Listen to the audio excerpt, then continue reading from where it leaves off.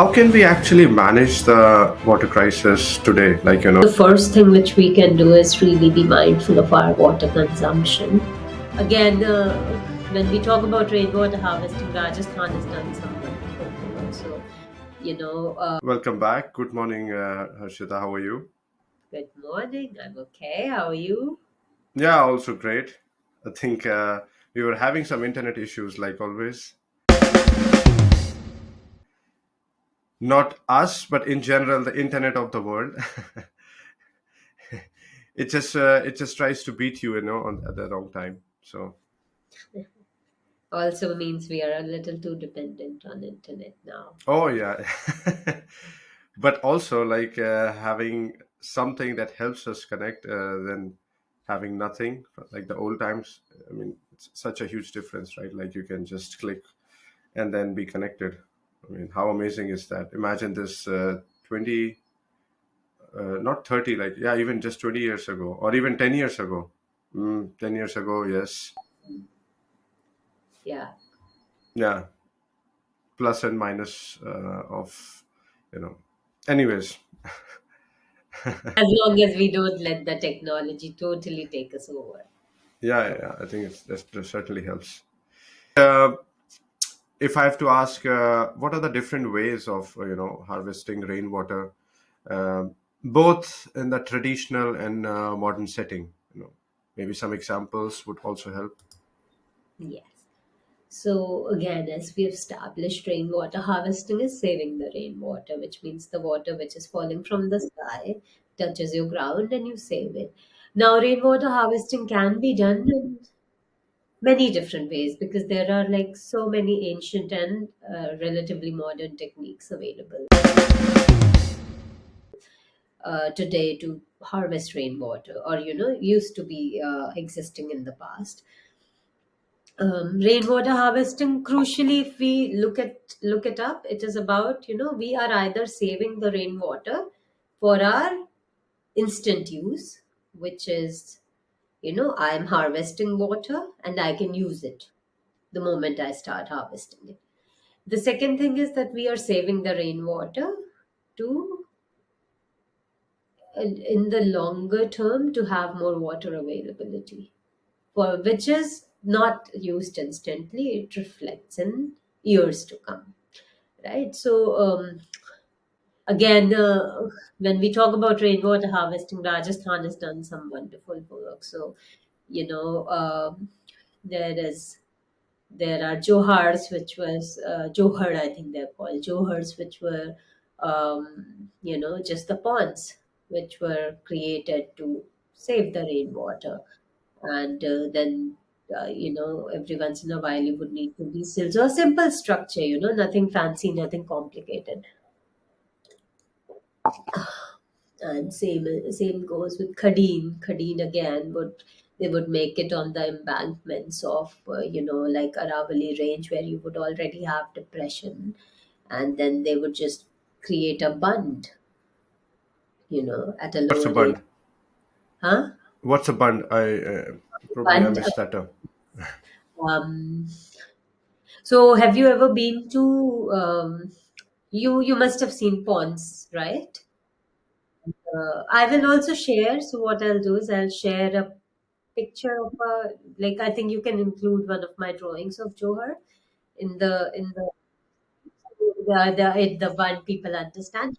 Basically, you dig out, like if I have dug out this space in a katori shape, like in a bowl shape, I've dug the soil out, and at the lower end, at the lower slope, I take all of this soil and I put it on top. So I'm creating a wall, which is a mount. That particular mount is called a bund.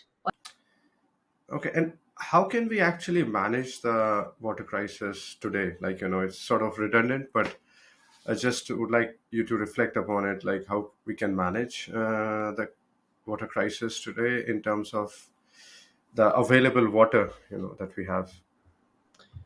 Um, so the first thing which we can do is really be mindful of our water consumption. You know, figuring out of ways to recycle what we can. We live in India, we have ROs or filters, reverse osmosis everywhere, right? In every household. So, depending upon filter to filter, one RO, for an RO machine to purify 1 liter of water, it wastes minimum 1 liter of water.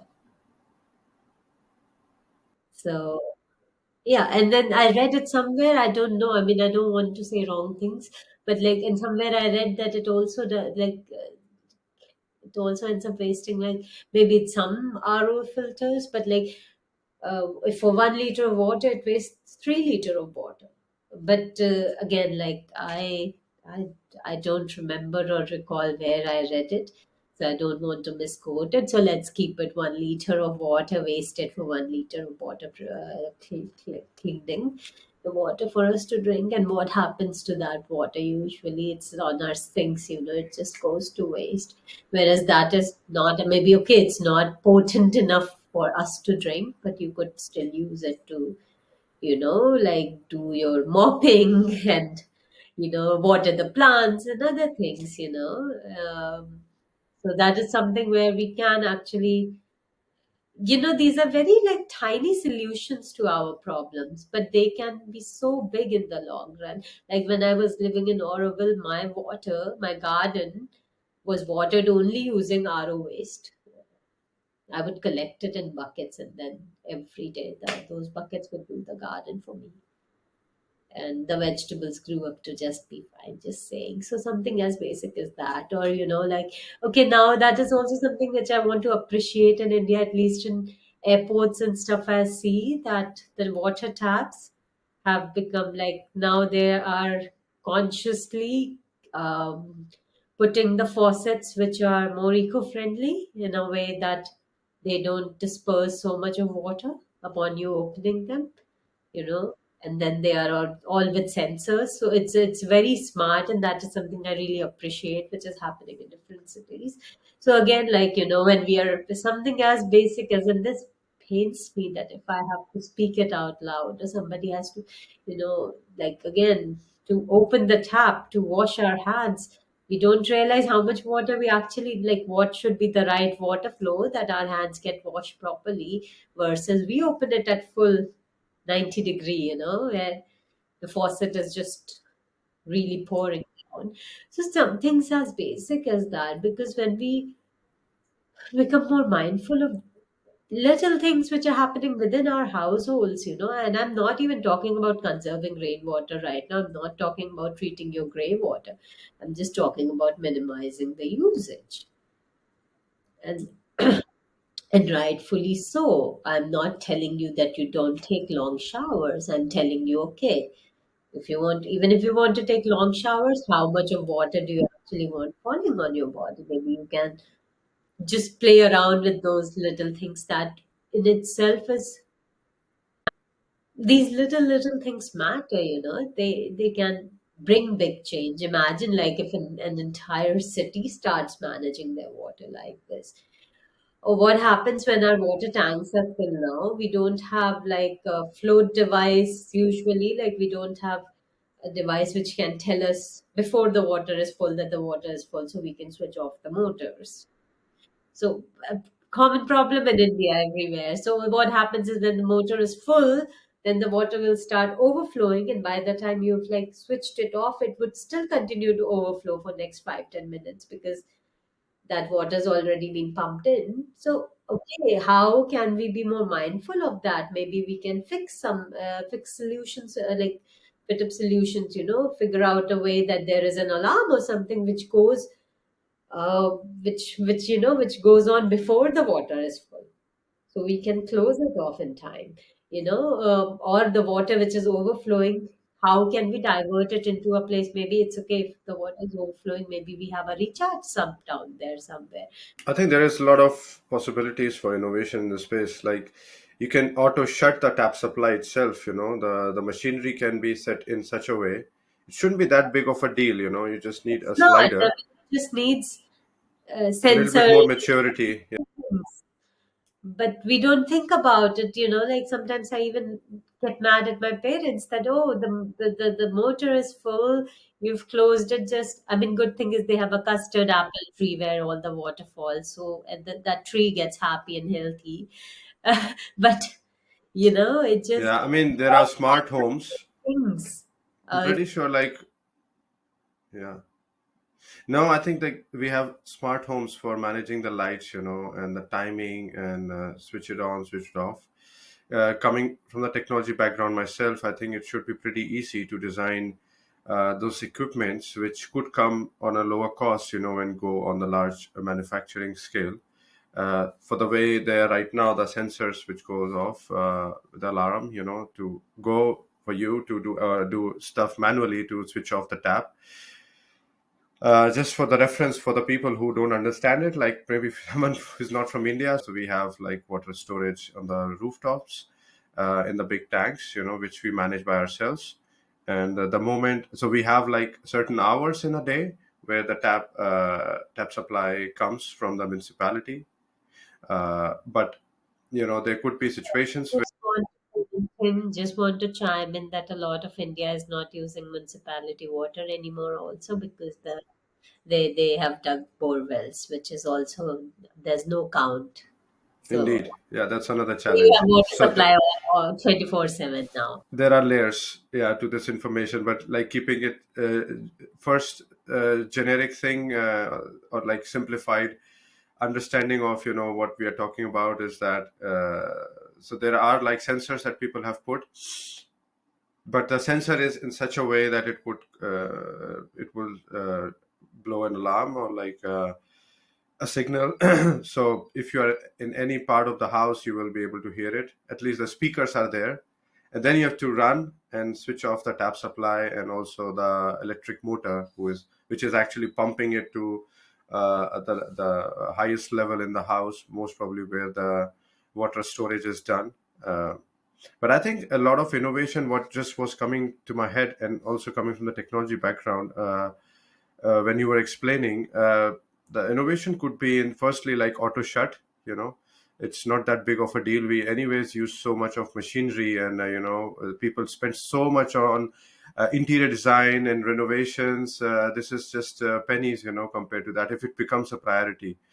We talk about like ROs, right?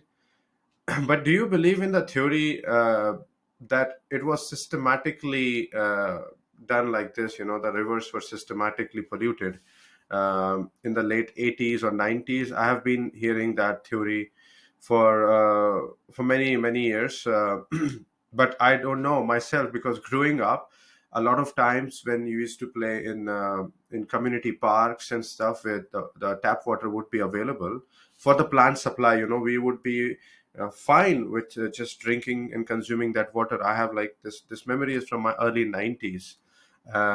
So coming back to the thing, like, do you believe in this theory, or have you also heard this theory that it was systematically like polluted because of some water companies, trying to dominate in Yeah, the I mean, that makes sense, doesn't it? But I think also human beings are just so, just because it doesn't happen to you in it happened to us in like the moment, we somehow are very short sighted in many ways, where we fail to see. So because dumping all the pollutants in the river, which used to happen, all the industrial belt has been created out of, because they could dump the waste into the rivers or land, polluting either or both. It just is like, because, I mean, a river is a flowing source of water, so flowing water cleans itself, right? Flowing water does clean itself. So it just, I also don't think people probably realized the seriousness of what they were doing. And then once they realized it, was like, okay, now we have to continue doing it because we have to do it. Yeah, I don't know. Like, for me, it is the moral basic in it. Just, how could you not be genuine enough to understand how my actions of any kind is impacting things in my life and in impacting the environment around me? And that's a question I don't think many of us ask, or many of us don't even question. So I really feel the moment we start questioning our choices for every single thing, I'm not saying that, oh, because I'm vegan, the world should become vegan. No way. Like, everybody should have their own truths, and everybody should have their own um, understanding of what they need versus what they don't need. But I think the crucial thing is to, but that's where I blame technology a little bit. It has made us very dumb. Like, we not even being like, it just, we have lost this touch, and it doesn't take much to bring that touch back. Like, if next time you would just remember switching your lights off the room, maybe some days you will be more mindful of other things as well. It's a ripple effect, it happens. So I don't know, like, I'm since I do not have a lot of proof about anything, that I don't want to make claims, but definitely a lot of, I mean, I feel we as people, and we as the corporations, which, the big corporations which are, and we as the government, we are all to be blamed to be the current where we are right now, and especially in a country like India with 8 billion people. No, sorry, not 8 billion people. That's the population of the world. Yes, 1.5. Oh God. But we have to also think. So whoever is listening, I think you 8 billion people, we all have to come together. Maybe let's rephrase it like that, Oh, because it's not just one place. Eventually, we start small, but I think it goes around the world, across the. it just scared me to my very core. I imagined India to be 8 billion, and then in the microsecond, I was like, oh, It's no, it's no, just the no. numbers, like. Let's not. I wish not. I hope not. Let's hope not. There's too many of us anyway.